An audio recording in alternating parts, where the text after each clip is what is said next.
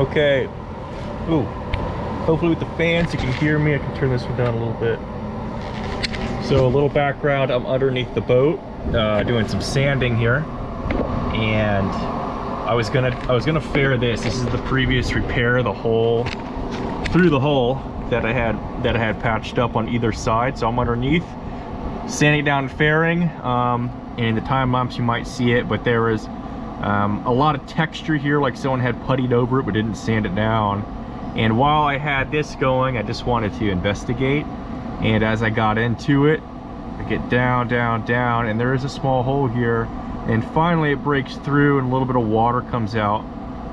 So this is underneath the quarter berth. And on the Mariners, the quarter berth and the V berth actually are filled with a foam. It's a flotation foam. And on the old Mariners, if water gets in there, the foam kind of starts to break down over time, and it ends up getting waterlogged and absorbing water. And this just confirms that that's an issue here. Obviously I'm going to take care of this.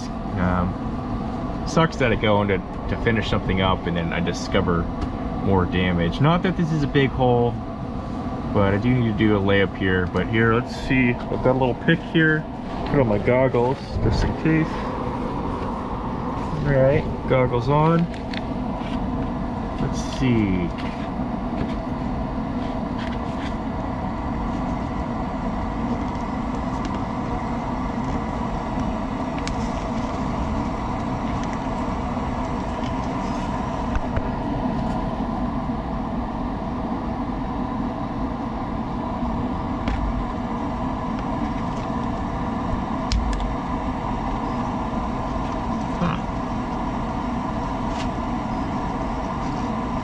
That did look like it went all the way through, huh? That was odd. Could that have been a blister? Maybe that was a blister that was filled and it still had water in it, or water got in there after the fact. I really expected this to go all the way through unless this has been filled. Let me sand into that. It could be a blister. If anyone's familiar with the osmotic blisters that can happen on boats, I don't know if it's just a saltwater thing or if it can happen on freshwater as well, but this boat was in saltwater long term. Basically water gets under into the fiberglass and it causes a blister and it expands out. I'll have to refresh up on that. It may be due to the salt content, might be making that up, but anyway. Yeah, this is gonna have to be taken care of. This is interesting. Huh. I didn't expect that. Well, I'm gonna sand this a little wider here and see what's going on. But another fiberglass repair. Alright. Project Seahorse, back to work.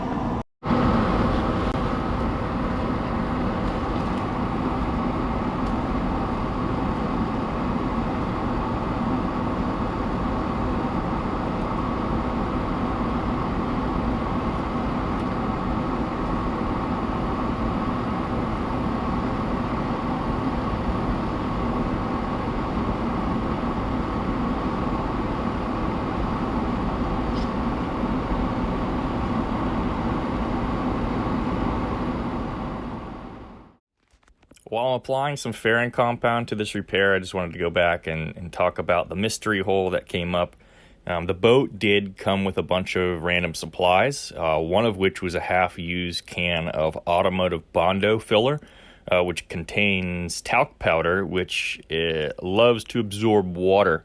I know Bondo does make another product, I believe it's called Bondo Glass, which has some sort of moisture inhibitor or barrier mixed in with it that is advertised as being appropriate for use with boats above and below the waterline. This, however, was automotive Bondo, and I believe that is what was filled here, and I found that quite pretty much all over the boat. Almost any repair that's been done appears to have automotive Bondo involved in it. So maybe that's why this had water in it. Still don't know what the original damage was. Maybe it was a blister, maybe it was impact damage, but it did not go all the way through the hull of the boat.